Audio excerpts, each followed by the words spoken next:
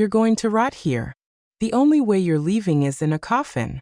My own son's words echoed in my ears like daggers as he shoved me violently into the small rustic cabin. The sound of my phone smashing against the wooden floor was the last thing I heard before the lock clicked from the outside. He had destroyed my only connection to the outside world. And now I was completely alone, without food, without water, abandoned like an animal in a cage. My heart hammered so hard against my ribs, I thought it would break free. At 66, after giving my entire life to this ungrateful son, I found myself imprisoned by his own hands, condemned to die of thirst and starvation while he was off on a luxury cruise with Marlene, his wife, and that terrible mother-in-law who manipulated him so much. But let me tell you how I got here. How the woman who was once the center of a happy family ended up a prisoner of her own blood. My name is Ella.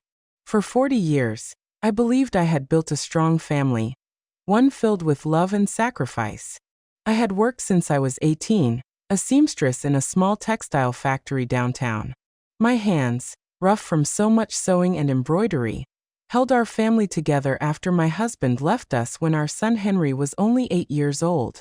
From that moment on, Henry became my reason for living, the engine that pushed me out of bed before sunrise every morning so I could get to work on time. I remember the day I decided I would do anything to give my son the life he deserved. It was a rainy Tuesday in October, and Henry came home crying because the other kids were making fun of his worn-out sneakers. That night, while he slept, I counted every dollar I had saved for months to buy myself a new dress, money I immediately used to buy him the best sneakers in the store. Seeing his smile the next day was worth more than any outfit I could have bought for myself. That's how the years passed. Every extra dollar, every hour of overtime, every moment of rest I sacrificed, it was all for him. When he turned 16, I worked double shifts to buy him the motorcycle he wanted so badly. At 21, I mortgaged my small house to pay for his college education and engineering. I never complained. I never asked for anything in return. I truly believed a mother should give everything for her children without expecting anything back, but their love and respect. Henry graduated with honors and got an excellent job at a construction company. I felt like the proudest woman in the world when I saw him leave every morning in his sharp suit carrying his leather briefcase. My son is a successful professional. I'd tell my neighbors with a smile that came from my soul. For the first few years after he graduated, our relationship seemed perfect. He visited regularly, took me out to elegant dinners, and always told me how grateful he was for all my sacrifices. Everything changed when he met Marlene. The first time he introduced her to me, something inside me cringed. It wasn't just her cold, calculating demeanor, but the way she looked at my son, as if he were an investment that needed to be protected from outside influences. Marlene was a 32-year-old woman, tall with perfectly styled brunette hair, and a smile that never reached her eyes. She worked as an administrator at a private clinic, and from the very start, she made it clear that she considered Henry's family, specifically me, to be beneath her social standards. During the first few months they were dating, I tried to get closer to her. I cooked her favorite dishes when they came to visit. I bought her small gifts with my few savings. I even learned to cook sophisticated meals that I knew she liked. But every gesture of love from me was met with a fake smile and sarcastic comments that my son either didn't notice or, worse, chose to ignore. "Ella, don't go to so much trouble," Marlene would say with that sugary voice that got on my nerves. "We don't need you to do all this. We're not kids anymore." But I could see the disdain in her eyes, the contempt for the older woman who had raised the man she now considered her property. The wedding took place 2 years later at a fancy hall that cost more than $20,000. I, who had dreamed for years about the day my son would get married, felt like a stranger in my own family. Marlene had organized everything without consulting me, from the guest list to the color of the flowers. When I tried to suggest that maybe we could include some family traditions that had been important to us, she looked at me as if I had said something completely ridiculous. "Ella dear," she said with that condescending tone I had already started to recognize, "this is a modern celebration. I don't think our guests would appreciate those old-fashioned customs. Henry, who used to defend me against any derogatory comment, simply nodded and changed the subject. On the wedding day, I sat in the front row wearing a green dress I had bought at a discount store, feeling small and invisible as I watched my son promise forever to a woman who had already started to pull him away from me. During the ceremony, when the officiant spoke about the importance of family and respect for parents, I saw Marlene squeeze Henry's hand with a smile that chilled me to the bone. That night, as I was clearing the dishes from the small dinner I had hosted at my house for our closest relatives, I happened to overhear a conversation between Marlene and her mother in the backyard. "Now that we're married, we need to set clear boundaries," Marlene was saying in a voice she had never used in front of me. "Henry is too soft with his mother. She thinks she can still control his life, but those days are over."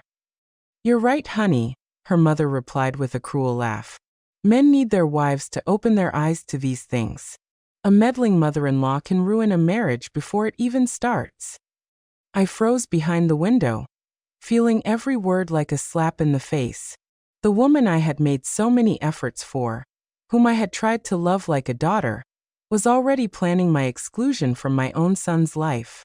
I finished cleaning the kitchen in silence, tears streaming down my cheeks, wondering if Henry knew what his new wife really thought of me, or if he had simply chosen to ignore it to keep the peace in his marriage. That night, for the first time in years, I went to sleep with an emptiness in my chest that I didn't know how to fill. The following months confirmed my worst fears. Henry's visits became more and more sporadic, and when he came, he was always with Marlene, and for shorter and shorter periods. The conversations that used to flow naturally between us became tense and superficial, constantly interrupted by subtle but hurtful comments from his wife. "Henry, don't forget we have that dinner with my parents," Marlene would say every time my son seemed to be enjoying our conversation. Or even worse, "Honey, your mother looks tired. Maybe we should go so she can rest." As if I were a decrepit old woman who needed to be cared for instead of a vibrant woman who simply wanted to spend time with her son. But what hurt me the most was seeing how Henry had begun to change. The loving and considerate son I had raised was transforming into a distant stranger, someone who seemed to be ashamed of his humble beginnings, and of the mother who had sacrificed everything for him. The first time Henry spoke to me with contempt was on a Sunday afternoon, 3 months after his wedding. I had prepared his favorite lunch, the same chicken stew he had loved since he was a boy, and was anxiously awaiting his weekly visit. When he arrived, he was alone, which filled me with hope, thinking we would finally have some quality time as mother and son. But something in his eyes had changed. He was no longer the affectionate young man who hugged me when he arrived, but a stranger who greeted me with a cold kiss on the cheek and sat at the table, as if he were fulfilling an annoying obligation.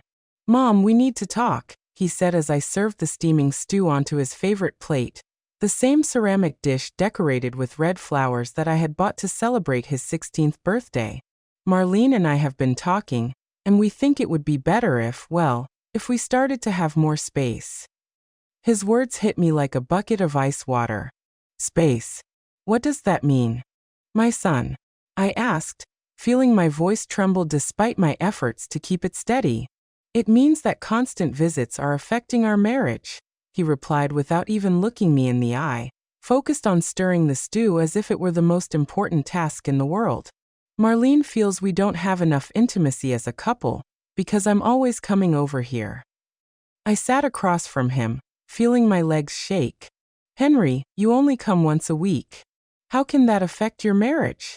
I just want to see you and spend time with you. You're the only thing I have." "Exactly. That's the problem," he exploded, setting his spoon down on the table with a loud clatter that made the salt shaker jump. "I'm the only thing you have.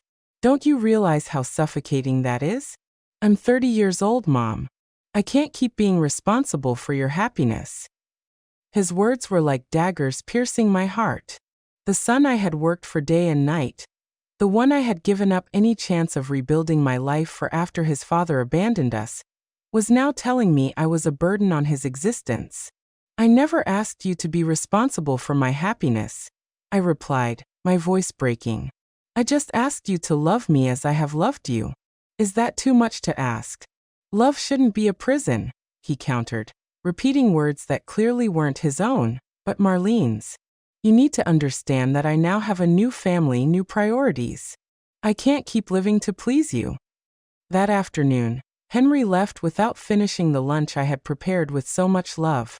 I stayed alone in my small kitchen, watching the full plate of food grow cold, feeling as if something inside me had broken forever. For the first time in my life, I wondered if it had been worth sacrificing so much for someone who now saw me as a nuisance. The following weeks were a silent ordeal. Henry followed through on his threat to space out his visits. What had once been a sacred appointment every Sunday became sporadic appearances every 2 or 3 weeks, always accompanied by Marlene, and always in a hurry to leave. During those visits, she took charge of every conversation, interrupting any moment of intimacy between my son and me with comments about their plans, their trips, and their new high-class friends. Henry and I are thinking of buying a bigger house, Marlene announced during one of those visits while drinking the coffee I had specially brewed with imported beans that had cost me $30. Something out of town in one of those gated communities where there's more security and a better class of people. The way she said better class of people, while looking directly at me, made it clear that I didn't fit into that category. Henry, who would have once defended his mother from any implicit insult, simply nodded and continued eating the chocolate cake I had baked with him in mind. What about this house then? I asked, referring to my home. The place where I had raised my son, where all our memories together were. Well, it's yours, Mom, Henry replied with indifference. You can do whatever you want with it. We won't be needing it anymore. Those words were a slap in the face. The house he had considered his home for 30 years was now just a place he wanted to get rid of. An uncomfortable reminder of his humble past that didn't fit with his new upper-middle-class life. But the worst was yet to come. Right when I thought my relationship with my son had hit rock bottom, Marlene got a promotion at the clinic. And to celebrate, they organized a dinner at their new house. That modern mansion in the exclusive gated community they bragged about so much. I was not invited. I found out by chance when I called Henry to ask if he could come with me to the doctor. I had a test result come back with an irregularity, and I was scared. I can't, Mom, he said in a cold voice I didn't recognize. Marlene is having an important dinner with people from her work. It's very important for her career. But you can't come with me before the dinner, I insisted, feeling desperation take over. It would only be an hour at the office. I'm afraid to go alone. Mom, I need to help Marlene get everything ready. Can't you ask one of your friends to go with you? What friends? For so many years, I had been so focused on him, on his education, on his well-being that I had neglected my own social relationships. Most women my age were busy with their grandchildren, their husbands, with lives they had built in a more balanced way than I had. I hung up the phone and sat in my living room for hours, staring at the photos of Henry that covered the walls. There he was at 5 years old in his first school uniform that I had so carefully washed and ironed every day. There he was at 12, proud with the medal he had won in the math competition, the same competition for which I had paid for extra tutoring by working weekends. There he was at 18, graduating from high school with honors, the day I thought all my sacrifices had been worth it. The next day, I went to the doctor alone. The results were benign, thank God. But the experience of sitting in that waiting room completely alone, surrounded by other women accompanied by their sons or husbands, made me feel the deepest loneliness of my life. When I called Henry to give him the good news, his response was a curt, "That's good, Mom," before he quickly changed the subject to tell me how successful Marlene's dinner had been and how they had impressed all the important guests. It was then that I began to understand that I had lost my son forever. He hadn't died, but the loving, grateful man I had raised no longer existed. In his place was an ambitious stranger who was ashamed of his roots, and who had chosen a woman who systematically pushed him away from the mother who had given everything for him. The months passed, and the visits became even more infrequent. Henry only showed up when he needed something. for me to hold on to an important document for him, to prepare a specific dish to impress Marlene's bosses, or to borrow money for some unexpected expense that their new lifestyle demanded. "Mom, could you lend me $5,000? He asked me during one of his rare visits. "It's for the down payment on a new car. Marlene's broke down, and she needs something a bit more elegant for her job." $5,000 represented almost all of my savings, the money I had saved dollar by dollar for years in case I ever needed a medical emergency or a major house repair. But as always, I couldn't deny my son anything. "Of course, my son," I replied, feeling my heart shrink. "When do you need it?" "Tomorrow would be perfect," he said with a smile that for a moment reminded me of the sweet boy he used to be. "I promise I'll pay you back in 3 months." That promise was never kept. Every time I mentioned the loan, Henry had a new excuse. Unexpected expenses from the new house, a work trip that Marlene needed to take, or car repairs that had ended up costing more than they expected. The day I hit rock bottom was on a gray Tuesday in November, exactly 8 months after the loan, and he never paid back. I had been fighting a terrible flu for a week with a high fever and a cough that tore at my chest. My 66-year-old body no longer responded as it once did, and for the first time in decades, I felt truly vulnerable and scared. I called Henry, hoping he could either come with me to the doctor again, or at least spend some time with me to make sure I was okay. His answer chilled me to the bone. "I can't go, Mom. Marlene and I have a really important appointment with the architect to remodel the kitchen. It's taken us months to get an appointment with him. He's the most sought-after architect in the city." "Henry, please," I begged, my voice with fever. "I just need someone to be with me for a few hours. I feel so bad and I'm afraid I'll pass out.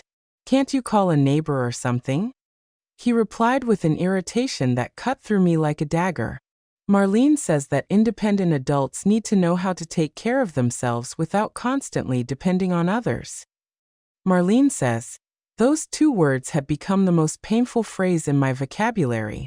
Everything my son thought, decided, or felt now passed through the filter of that woman who had managed to turn my loving boy into a cruel stranger. "I'm your mother, Henry," I said, feeling the tears mix with the fever. "Since when am I an other to you?" "Oh, Mom, don't be so dramatic. It's just the flu. Have some tea and rest. You'll feel better soon." He hung up without even saying goodbye. I was left holding the phone for several minutes, feeling something inside me die for good. The son for whom I had sacrificed my youth, my money, my dreams, my chances at love, had reduced me to an inconvenience that interfered with his important appointments. That night, as I lay in bed trembling with fever and feeling more alone than ever, I made a decision that would change everything forever. I couldn't go on being the begging mother, the woman who pleaded for crumbs of attention and affection from a son who clearly despised me. I had to find a way to reclaim my dignity, even if it meant losing my relationship with Henry for good. My recovery from the flu took 2 full weeks. During that entire time, my phone remained silent. Henry never called once to ask how I was feeling, if I needed anything, or if I was even alive. It was my neighbor and a 70-year-old widow who lived in the house next door, who took care of me. She brought me medicine, prepared warm soups, and sat by my side during the most difficult nights. Ella, and told me one afternoon while helping me change the sweaty sheets, "It's not normal for a son to abandon his sick mother like this. Something is very wrong here." She was right, but admitting it meant facing a truth I had been avoiding for months. My son had become a heartless person, and I had been an accomplice in that transformation by allowing him to treat me worse and worse without setting any boundaries. When I finally recovered, I decided it was time to act. If Henry wanted to treat me like a stranger, then so be it. I would no longer be the suffocating mother he described. I would no longer be available whenever he needed something. I would no longer be his personal ATM or his emergency cook. The first test came 2 weeks later when Henry called me as if nothing had happened. "Mom, could you make that lasagna Marlene loves so much? Her parents are coming for dinner, and she wants to impress them with some homemade food." For the first time in 30 years, I said no. I'm sorry, Henry, but I can't. I have other plans. The silence on the other end of the line was so long, I thought the call had been disconnected. Other plans? He repeated in a tone of disbelief that would have been comical if it wasn't so pathetic. What kind of plans could you possibly have? My own. I replied with a firmness that surprised even me. I'm no longer available whenever you need me, especially after you didn't care if I was dead or alive during my illness. What are you talking about? It was just the flu. A flu that could have killed me, and you didn't even call to see how I was, I countered. Marlene said it was better to give you space so you could recover and not feel pressured. He lied shamelessly. Shamelessly. Marlene says, Marlene thinks, Marlene believes. I finally exploded. When are you going to start thinking for yourself, Henry? When are you going to remember that you have a mother who loves you? Don't start with your drama, he yelled back. If you don't want to help me with a simple meal, fine. But don't try to emotionally blackmail me. He hung up violently, leaving me trembling. But for the first time in months, I felt something close to relief. The following days were strange. On one hand, I felt guilty for having denied my son something, but on the other, I was experiencing a sense of freedom I hadn't felt in years. I didn't have to wait by the phone for his sporadic calls. I didn't have to emotionally prepare for his cold and calculating visits. For the first time in a long time, my house was truly my own. I took advantage of this freedom to reconnect with and some other neighbors I had neglected during the years of obsessing over Henry. I started going for walks in the afternoons, tending to my small garden, and reading the books I had accumulated but never had time to enjoy. Slowly, very slowly, I began to remember who I was before I became solely Henry's mother. But my son was not ready to accept this new version of me.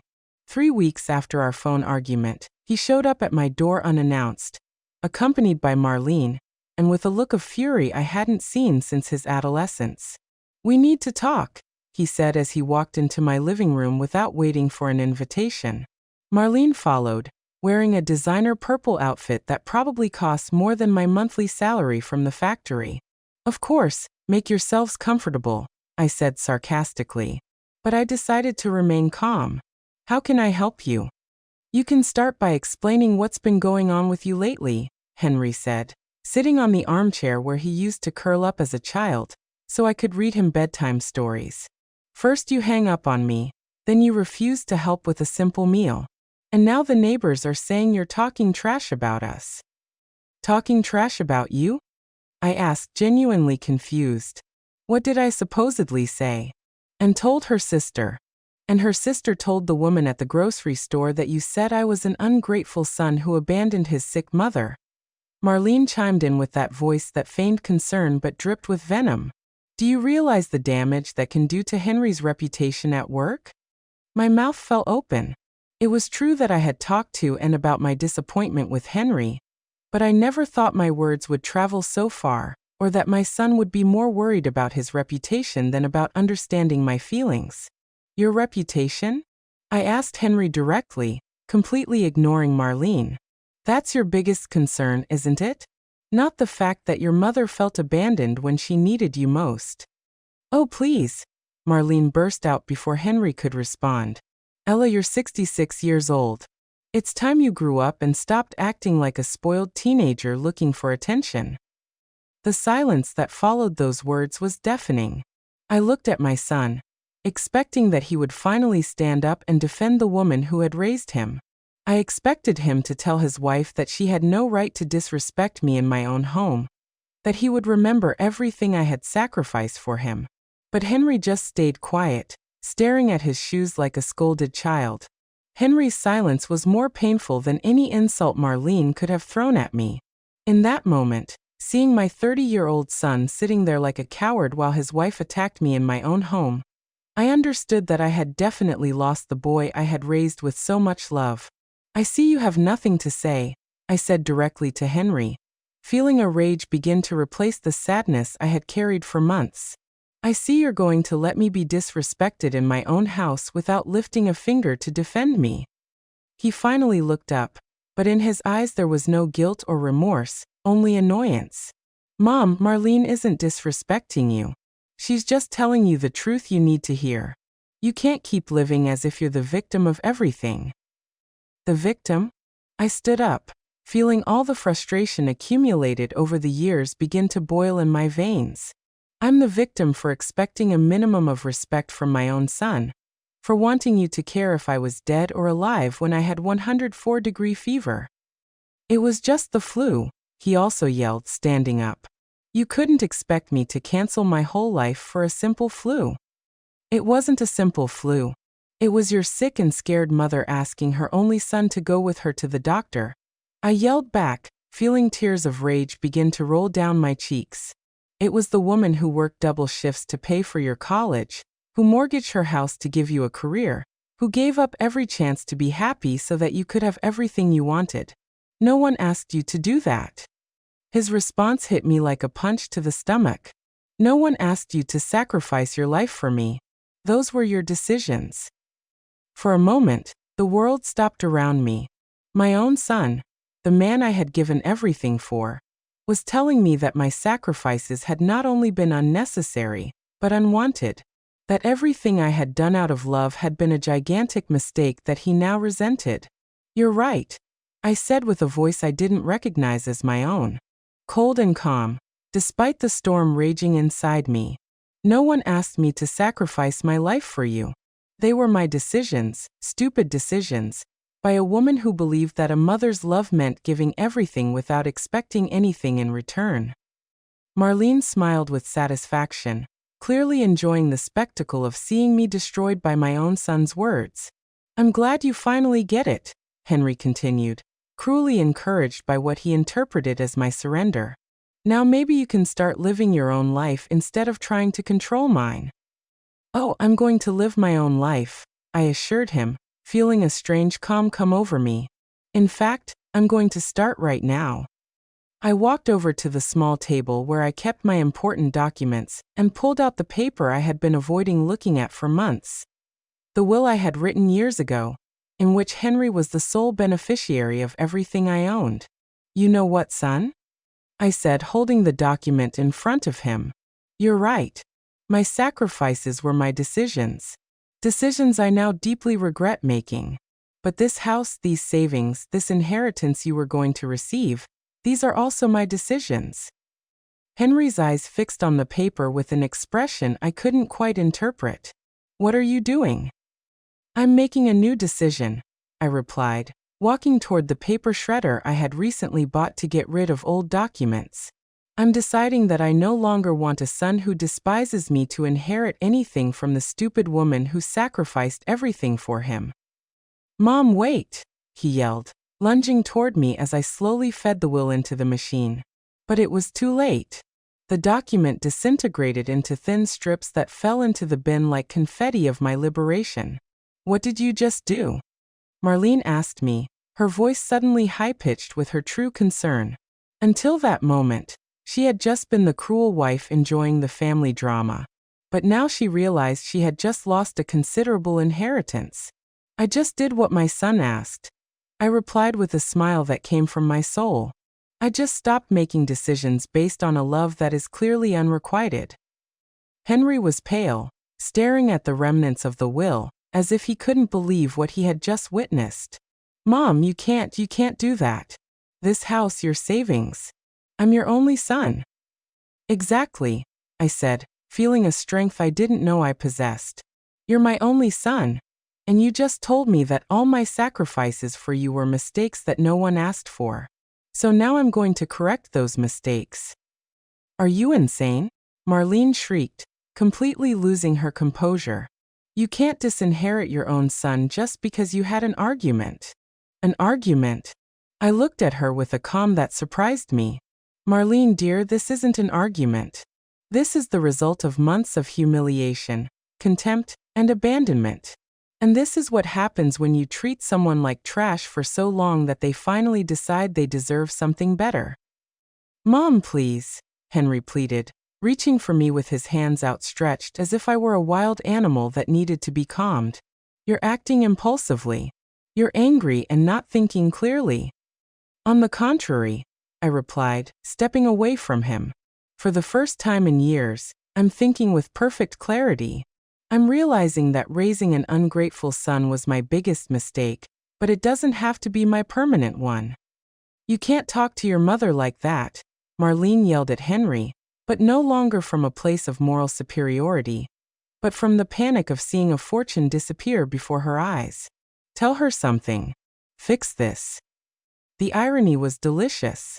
The same woman who had spent years poisoning my son against me, who had encouraged his every cruelty, was now demanding that he treat me well because her financial future was at stake. Look how interesting, I said, observing the growing desperation on both their faces. For months, Marlene, you've been telling my son that I was a toxic, controlling mother who needed to learn to be alone. And now that I'm finally following your advice, you realize that maybe it wasn't such a good idea after all. Ella, I never said those things. She lied shamelessly. But her trembling voice betrayed her. Of course you did. And my son, instead of defending himself or his mother, chose to believe every one of your poisonous words. He chose to treat me like a nuisance instead of the woman who gave him life and paid for the education he now uses to earn the money you both love to spend. Henry sank back onto the armchair with his head in his hands. For just a moment, I saw a flicker of the vulnerable boy he used to be, and my heart almost broke. Almost, Mom, he said in a small voice. I know I've been difficult lately. I know I might not have been the son you expected, but you can't punish me like this. We're family. Family. I repeated the word as if it were the first time I had ever heard it. Do you know what that word means, Henry?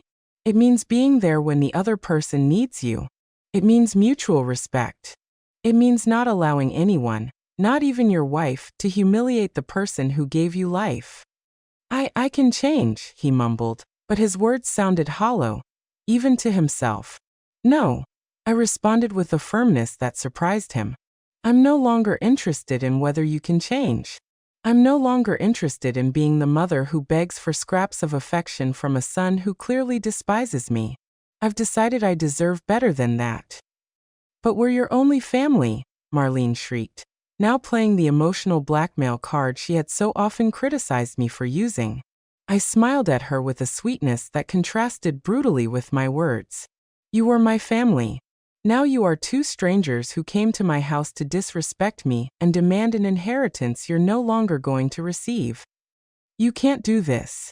Marlene screamed, completely losing the mask of sophistication she had always worn with me. That house is worth more than $150,000. Your savings are our future. I heard her speak of our future as if my money, the money I had earned sewing for 40 years, was something that belonged to them by divine right. The woman who had treated me like an ignorant peasant for years was now claiming my inheritance with the desperation of someone who had just seen their life plan vanish. Interesting, I said, crossing my arms. So now my savings are your future. The same woman who told me I was a dramatic old woman who needed to grow up is now here demanding that dramatic old woman's money. Henry stood up abruptly with an expression I had never seen on his face before. It was a mixture of panic, rage, and something that looked dangerously like a threat. Mom, you're going to reverse this right now, he said in a low, controlled voice that reminded me of his father at his worst. You're going to call your lawyer, and you're going to make a new will where I'm your only heir. Or what? I asked, feeling a strange calm in the face of his threatening attitude. What are you going to do if I don't, Henry? Or you're going to find out what it really means to be alone, he replied, approaching me with slow, deliberate steps. Do you think anyone is going to take care of you when you're a frail old woman? Do you think you'll be able to keep this house when you're 80 and can't even walk? His words were like daggers, but they no longer hurt me as they once did. The woman who had endured months of humiliation had died in the last 20 minutes. In her place, someone stronger had been born. Someone who finally understood her own worth. I'd rather die alone in a nursing home than continue living as the emotional slave of a son who despises me. I responded with a serenity that baffled him. I'd rather strangers take my money than give it to someone who treats me like garbage. You're insane, Marlene screamed again. Completely insane. Henry, do something. Your mother has lost her mind. I haven't lost my mind, I replied, walking toward the front door. I found it, and now I'm kindly asking you to leave my house. We're not leaving until you fix this insanity, Henry declared, planting himself in the middle of the living room as if he owned the place. Then I'll have to call the police to explain the concept of trespassing, I replied, heading for the phone. Don't you dare, he yelled, snatching the receiver from my hand with a violence that scared me. For the first time in this confrontation, I felt a flicker of real fear. The man standing in front of me was no longer my son. He was a desperate stranger, capable of anything to protect what he considered his. And in that moment, I knew I was in real danger. Give me back that phone, I said, trying to keep my voice steady. Not until you come to your senses, he replied, holding the device out of my reach. You're going to sit down. You're going to calm down, and we're going to talk about this like civilized adults. Civilized adults? I laughed, feeling a hysteria that bordered on madness. You're going to teach me about being civilized? You, the man who just snatched the phone from his 66-year-old mother. It's for your own good, he yelled. And in that moment, I saw Marlene's influence on him completely. Those were words she had used with me many times, always justifying her cruelties as acts of tough love. My own good, I repeated, feeling the last fiber of maternal love break for good in my chest. For 30 years, everything you've done against me has been for my own good. Marrying a woman who hates me was for my own good. Abandoning me when I was sick was for my own good. Humiliating me in my own home is for my own good.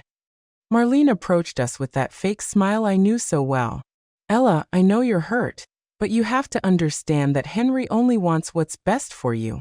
We all want what's best for you. All of us. I looked at her with an incredulity that was almost comical. You want what's best for me? You, the woman who spent 2 years poisoning my son against me.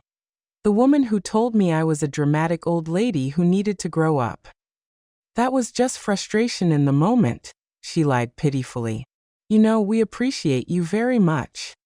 You appreciate me. I repeated her words as if they were a particularly funny joke. You appreciate me so much that my son didn't speak to me for 2 weeks when I was sick. You appreciate me so much that you come to my house to demand I reverse a decision I made about my own money. Henry moved closer, still holding the phone out of my reach. Mom, listen to me. You are going to make a new will. You are going to leave me this house and your savings, and we are going to forget this ridiculous conversation. Or what? I asked again, but this time with a smile that visibly disturbed him. Or you're going to find out what it means to be completely alone, he threatened. Without a son, without money, without anyone who cares about you. Henry, I said, moving toward him until our faces were just a few inches apart. I'm already completely alone. I've already found out what it's like to have a son who doesn't care about me. The difference is that now I finally decided to do something about it. Something in my tone must have alarmed him because for the first time since this confrontation began, I saw uncertainty in his eyes. What do you mean by that? I mean, you two are going to leave my house right now, and you are never coming back. I mean, I'm going to change the locks tomorrow.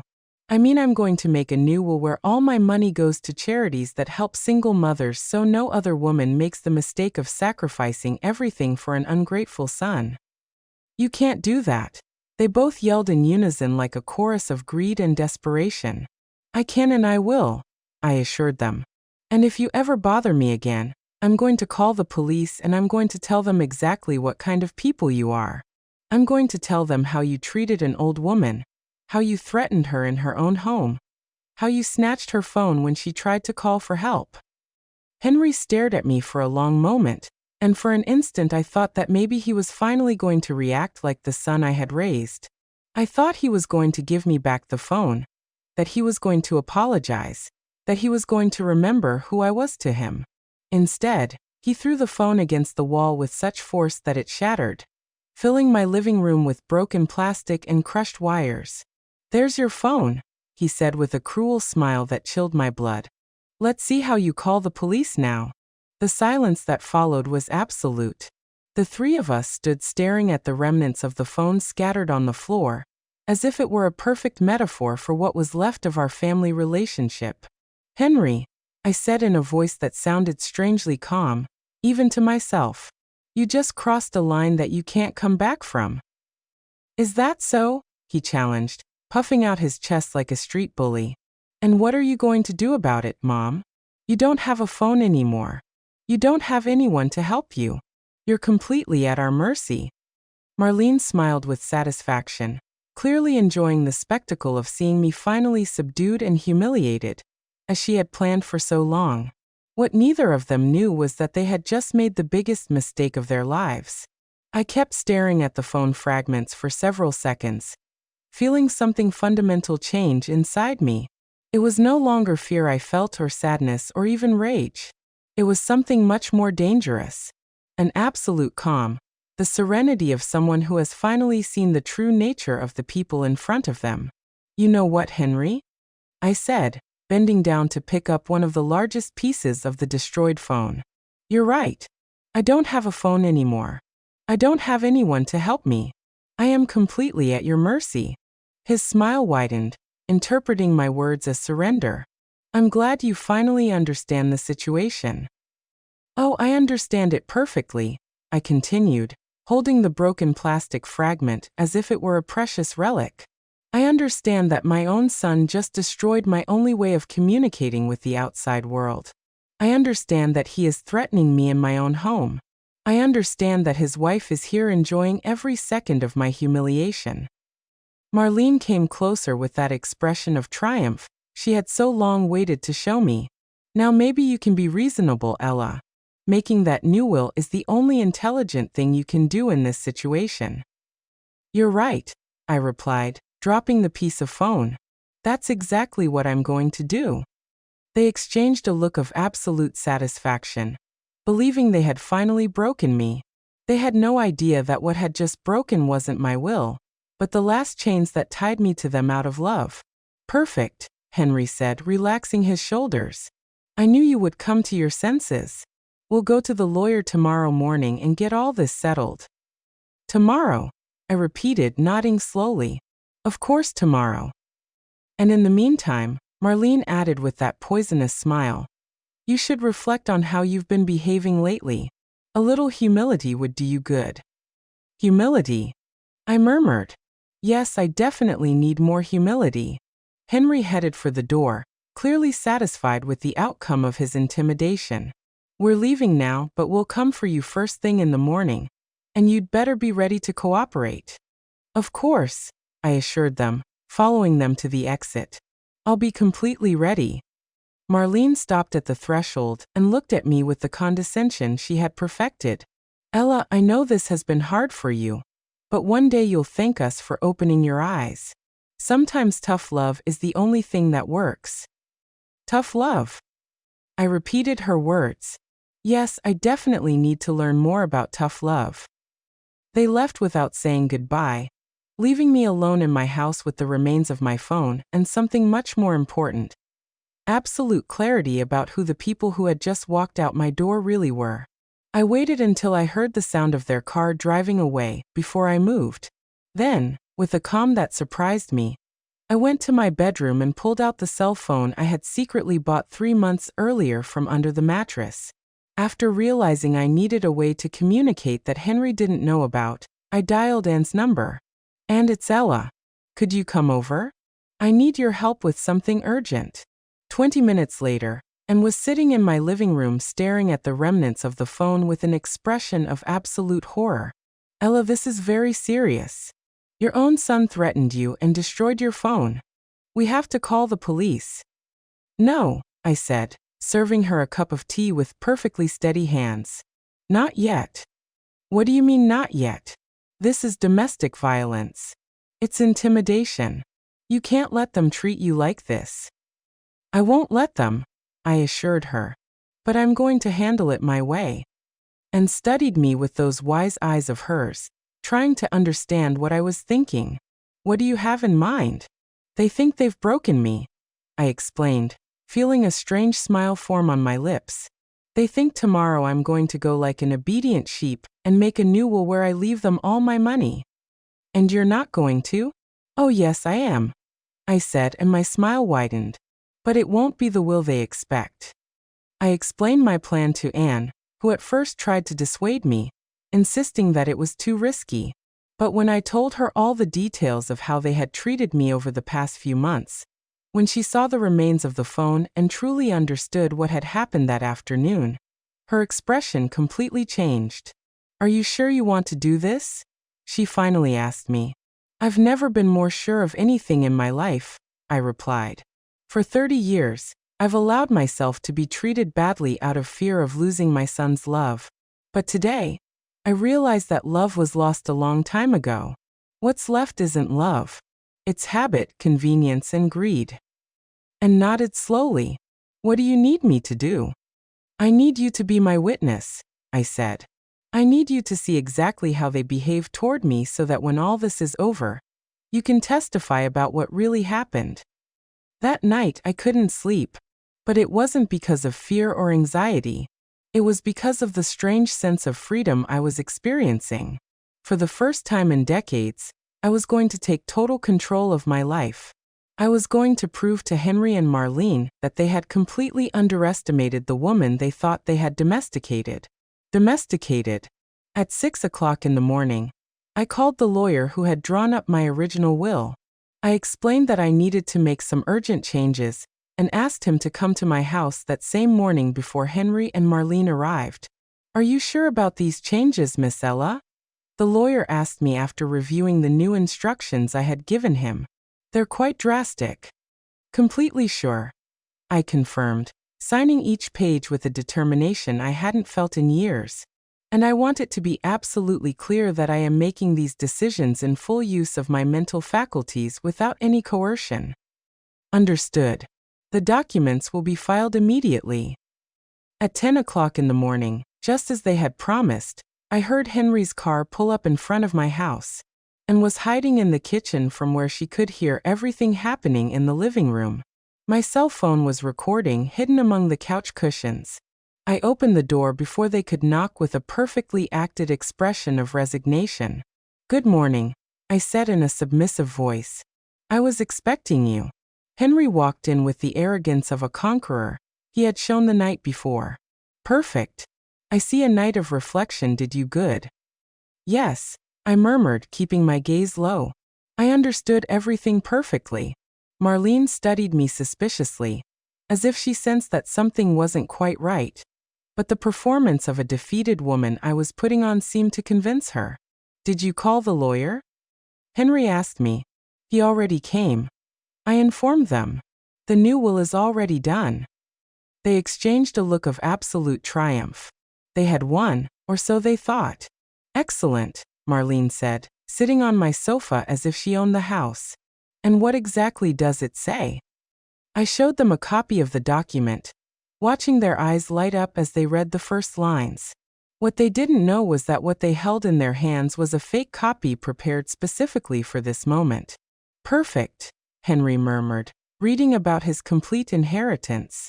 I knew you would come to your senses. Yes, I said, feeling the adrenaline begin to rush through my veins.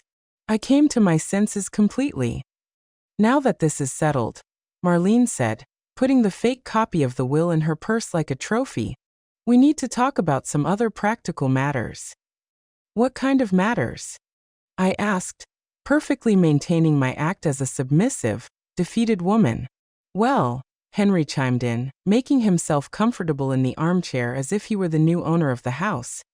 Now that we know this property will eventually be ours, Marlene and I have been thinking that maybe it would be better if you moved to a place more appropriate for your age. Appropriate for my age? I repeated, feeling the rage begin to boil in my veins, but keeping my voice calm. Yes, Mom.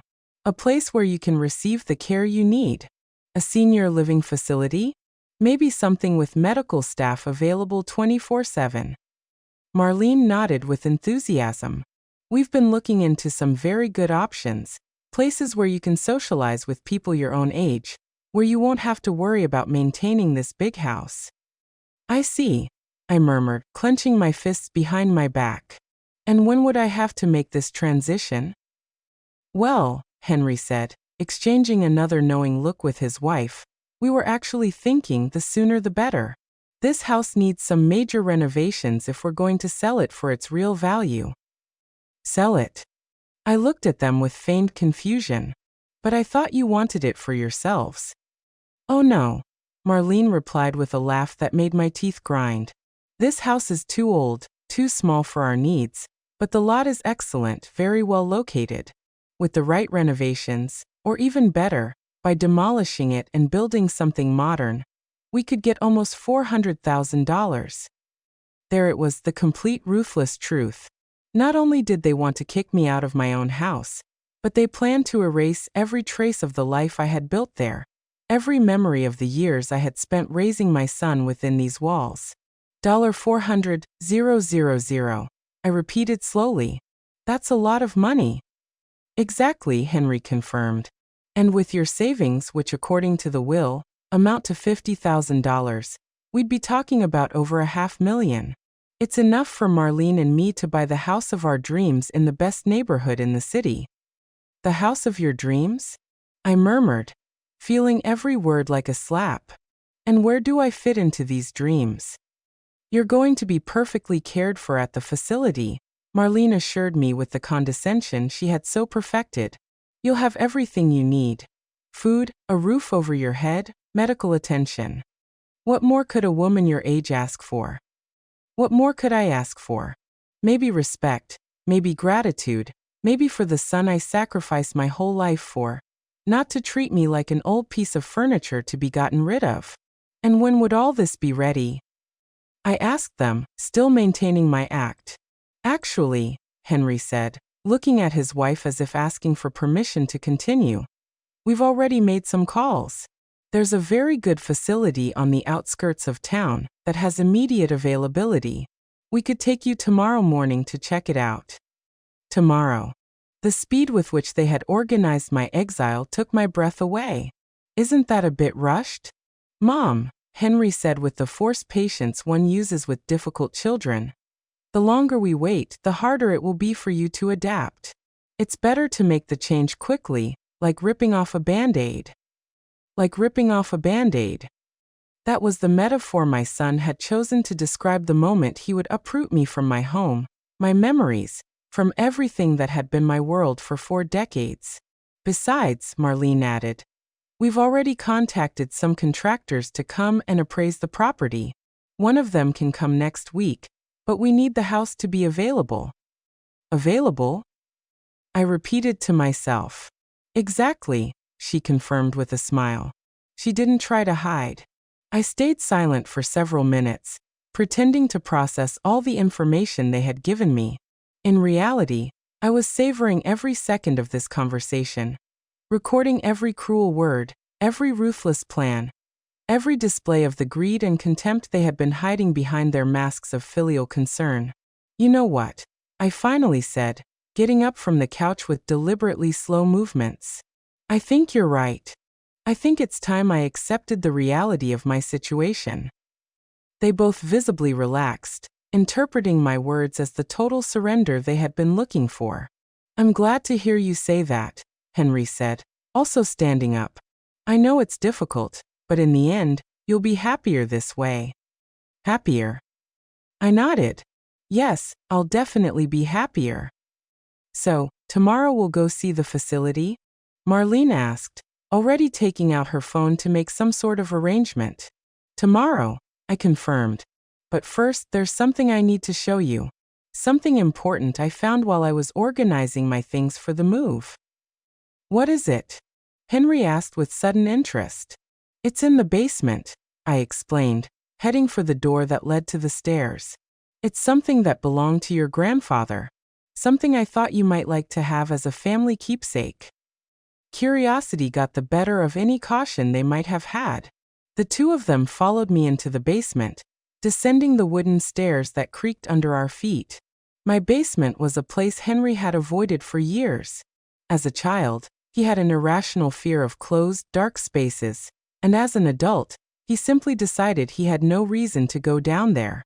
What he didn't know was that I had turned that space into my private sanctuary, the place where I kept all my most precious memories and some other items I had been collecting for years. It's a bit dark, I told them, turning on the stair light, but leaving the rest of the basement in shadows. Be careful where you step. We reached the bottom of the stairs, and I flipped on the main light. The basement lit up, revealing what I had been preparing for months without their knowledge. What is all this? Marlene asked, looking around with a mixture of confusion and alarm.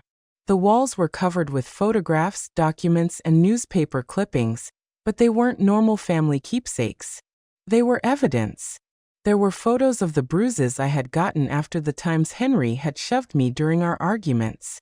Copies of bank statements that showed all the loans he had never paid back, recordings of conversations where he and Marlene talked about me disrespectfully, thinking I couldn't hear them. This is my archive, I explained with a calmness that contrasted brutally with the look of growing panic on their faces. Everything you've done, everything you've said, everything you've planned, it's all here.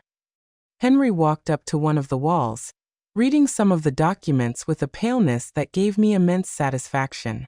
Mom, what is this? Why? I finished his question. Why did I document everything? Because I knew that eventually I was going to need proof of who you two really are. Marlene had found the transcripts of some of their cruelest phone conversations I had secretly recorded over the last few months. This is illegal, she shrieked, holding the papers with trembling hands. You can't record private conversations. Actually, I can. I informed her. In my own home, I have the right to record any conversation. And considering I was documenting emotional and financial abuse, any court would consider it completely justified. The silence in the basement was deafening.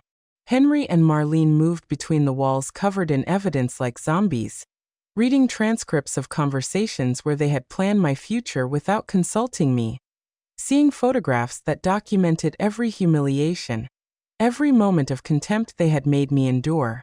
This right here, I said, pointing to a particular section of the wall, is every time you borrowed money from me and never paid me back a single cent.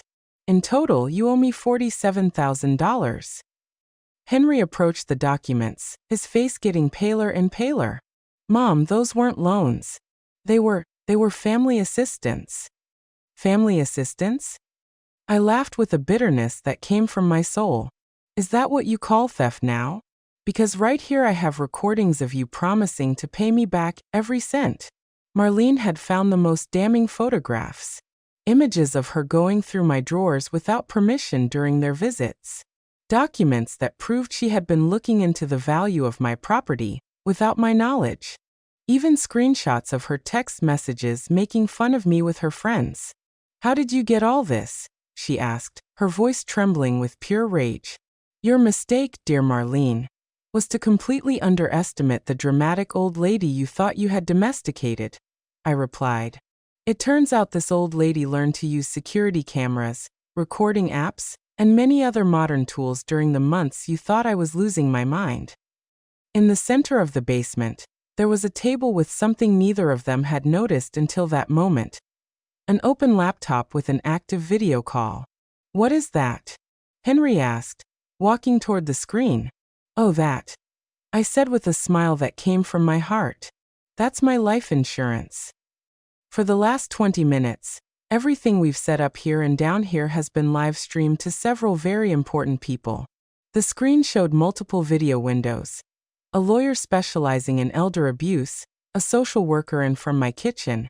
And to my ultimate satisfaction, Mark, my neighbor who worked as an investigative journalist for the local newspaper. Ella, the lawyer exclaimed from the screen. Are you okay? Do we need to call the police?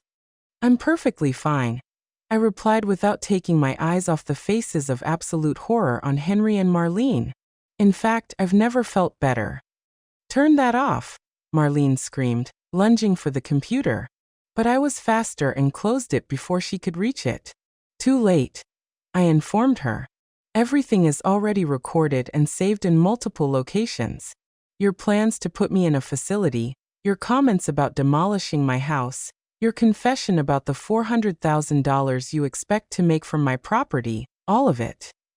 Henry fell into an old chair I had in the basement, his head in his hands. Mom, what have you done? What I should have done months ago, I replied. Protected myself from you too. You can't use any of this, Marlene screamed, waving the papers she had been reading. It's private conversations. It's an invasion of privacy.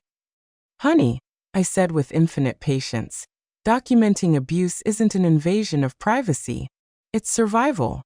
I walked toward another section of the wall, where something was hung that filled them with even greater terror. Copies of recent legal documents. These right here are particularly interesting, I continued. They're the lawsuits I'm going to file next week. One for elder financial abuse, another for intimidation and threats, and this last one for property damage for the phone you destroyed yesterday. Are you crazy? Henry yelled, standing up abruptly. I'm your son. You can't sue your own son. My son. I looked at him with a coldness that made him recoil. My son died months ago, Henry. The person standing in front of me is a stranger who threatens me, who destroys my things, who plans to steal my inheritance and put me in a home against my will. Tears began to roll down my cheeks, but they weren't tears of sadness. They were tears of liberation, of justice, of a satisfaction I had been waiting to feel for far too long. But that's not all, I continued, walking toward the most important document of all. This one right here is my favorite. I showed them a copy of the Real will, the one I had signed that morning with the lawyer. Remember the will I showed you upstairs? It was fake. This is the real one. Henry snatched the document from my hands, reading it with a desperation that gave me more pleasure than I had felt in years. This can't be, he mumbled, reading line by line. You can't have done this. What does it say? Marlene asked, trying to read over her husband's shoulder. It says, I informed her with a radiant smile, that all my property and my savings will go to a foundation for single mothers who are fighting to get an education for their children. It says that not a single cent will go to people who treat the elderly like garbage. Marlene went completely pale. You can't do that. We're your family. My family. I laughed until my ribs hurt. My family doesn't threaten me. My family doesn't plan to put me in a facility so they can sell my house. My family doesn't destroy my things when they don't get what they want. Mom. Please, Henry pleaded, and for the first time in months, I saw something that resembled the son I had raised. I know we had been difficult with you, but I didn't know you felt this way. You didn't know? I snatched the will from his hands. You didn't know when you hung up on me while I had a fever. You didn't know when you allowed your wife to insult me in my own house. You didn't know when you threatened to leave me completely alone if I didn't do what you wanted. I was just frustrated, he stammered. I didn't mean those things. But you said them and you meant them. And for months you treated me as if I were a nuisance you had to tolerate until you could finally get rid of me. Marlene had started to cry, but they weren't tears of remorse. They were tears of pure rage and frustration at seeing her perfect plan crumble before her eyes. This isn't over, she shrieked. We're going to contest that will. We're going to prove you aren't of sound mind. Go ahead, I told her, moving closer until we were face to face. Try to prove I'm not of sound mind. Try to explain to a judge why a woman who meticulously documented months of abuse and neglect doesn't have the right to decide what to do with her own money. The silence that followed was absolute. They both finally understood that they had lost, that their greed and cruelty had been their undoing. Besides, I added, heading toward the stairs, you forgot that all of this is going to be published in the newspaper next week. Mark already has all the material he needs to write a very interesting article about elder abuse in middle-class families. Your names, your photographs, your own words describing your plans for me. You can't do that, Henry yelled, following me toward the stairs. That will ruin my career. You should have thought about that before you threatened your mother, I replied without turning to look at him. We reached the main floor of the house where, and was waiting for us with a look of absolute satisfaction on her face. How did it go? She asked, even though the devastated expressions of Henry and Marlene had already given her the answer. Perfectly, I replied.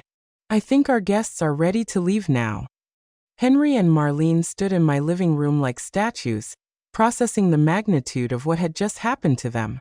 All their arrogance had vanished, replaced by a desperation that I might have pitied if I hadn't been savoring every second of their destruction. Mom, Henry said to me in a broken voice I hadn't heard since he was a child.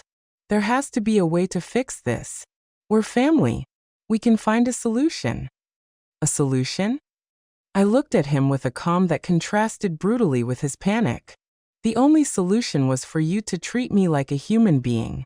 You had that opportunity for months and you wasted it every single day.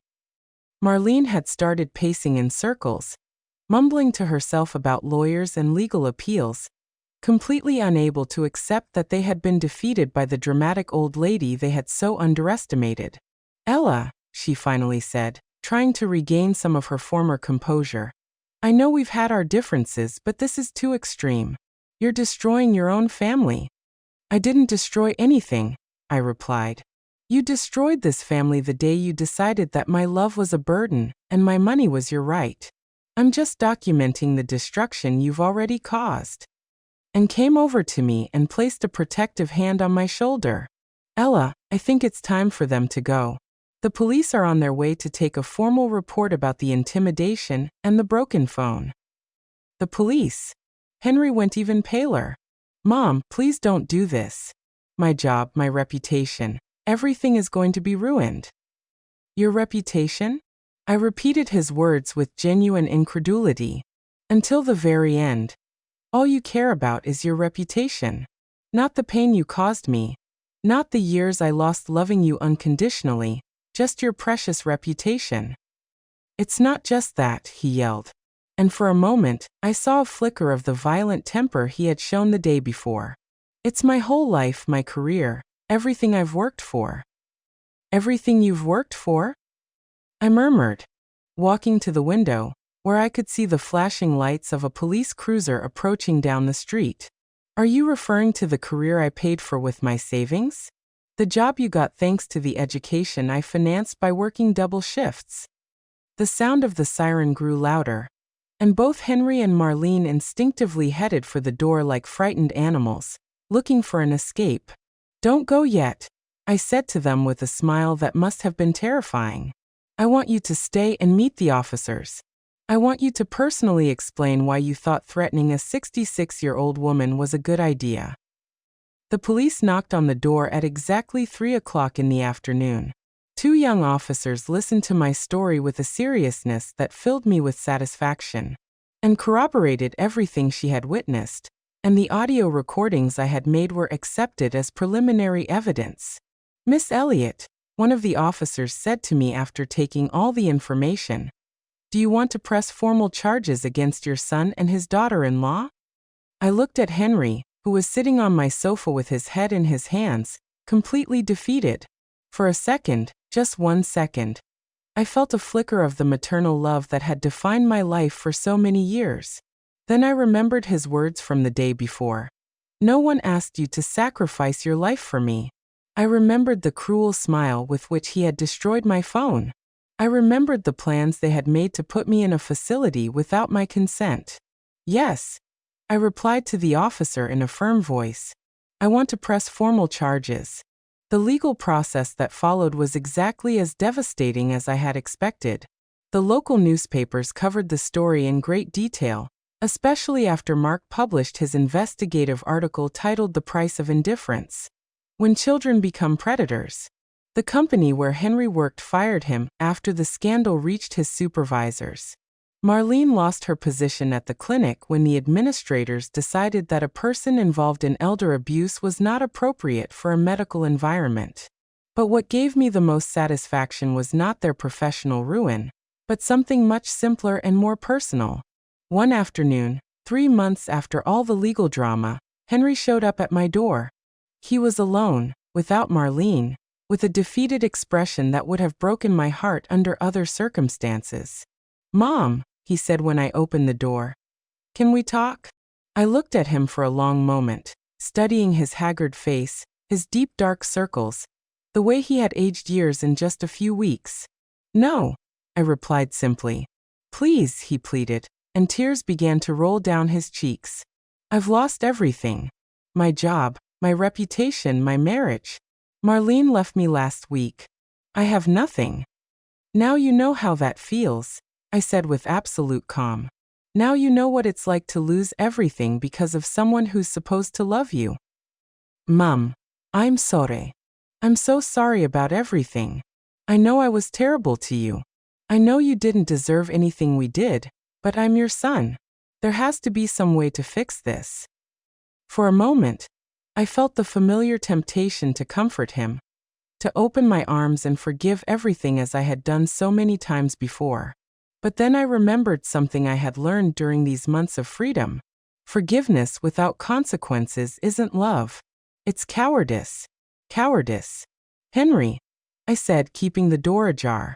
"For 30 years, I forgave you for every cruelty, every moment of contempt. Every time you treated me as if I were less important than anything else in your life. I forgave you because I thought that's what loving mothers do." "Exactly," he exclaimed, trying to move closer. "You're my mother. You love me." "I loved you," I corrected him. "I loved the sweet boy who used to hug me when he had nightmares. I loved the ambitious young man who promised me he would one day give me back everything I sacrificed for him. But that boy, that young man, they died a long time ago. The person standing in front of me is a stranger who chose greed over love, who chose cruelty over gratitude." "Can I change?" he yelled desperately. "Can I go back to being the son you want?" "I don't want you to change for me," I said, starting to close the door. "If you ever change, let it be for yourself because you realize that the person you became is despicable. But it's no longer my responsibility to fix you. Mom, please." He put his foot in the door, preventing me from closing it completely. "You can't abandon me like this.